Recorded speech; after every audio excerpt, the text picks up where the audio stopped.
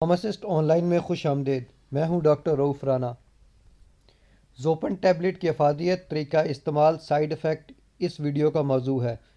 اگر اس چینل کو سبسکرائب کر لیں گے تو ہماری ویڈیو آپ کو تواتر کے ساتھ ملتی رہیں گی۔ زوپنٹ ہلٹن فارما کراچی کی پروڈکٹ ہے۔ یہ 20 اور 40 mg میں دستیاب ہوتی ہے۔ عام طور پر زوپنٹ کو معدے کے السر، خوراک کی نالی کی سوزش، تیزابیت اور ادویات کے استعمال کے نتیجے میں معدے کو ہونے والے نقصانات سے بچنے کے لیے استعمال کروایا جاتا ہے۔ اس کا استعمال بعض اینٹی بائیوٹک ادویات کے ساتھ بھی کروایا جاتا ہے جن کا مقصد ایچ پائلوری بیکٹیریا کی تلفی کرنا ہوتا ہے۔ زوپنٹ کیسے کام کرتی ہے؟ زوپنٹ کا اثر معدے کے سیلز پر ہوتا ہے۔ یہ خلیے معدے میں تیزاب کے بننے میں اپنا کردار ادا کرتے ہیں۔ زوپنٹ کے زیر اثر ان خلیوں میں تیزاب بننے کا عمل سست پڑ جاتا ہے، نتیجتاً تیزاب کم بنتا ہے اور تیزابیت میں کمی آنے لگتی ہے۔ زوپنٹ کا اثر 24 گھنٹے برقرار رہتا ہے، لہٰذا عام طور پر اس دوا کی ایک ہی خوراک دی جاتی ہے۔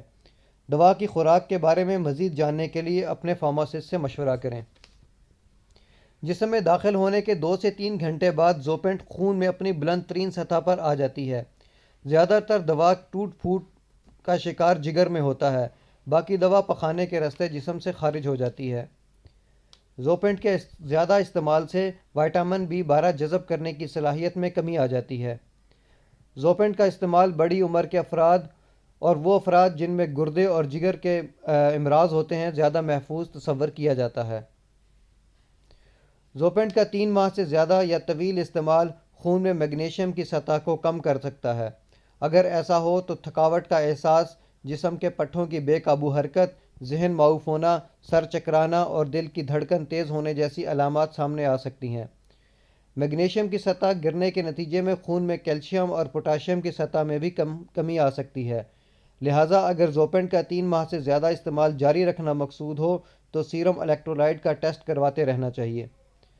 زوپنٹ کا 12 سال سے کم عمر بچوں میں استعمال مناسب خیال نہیں کیا جاتا۔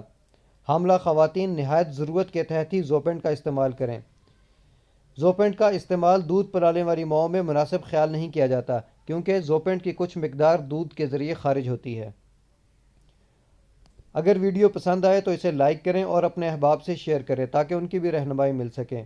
خدا آپ کو صحت عطا کرے۔ اللہ حافظ۔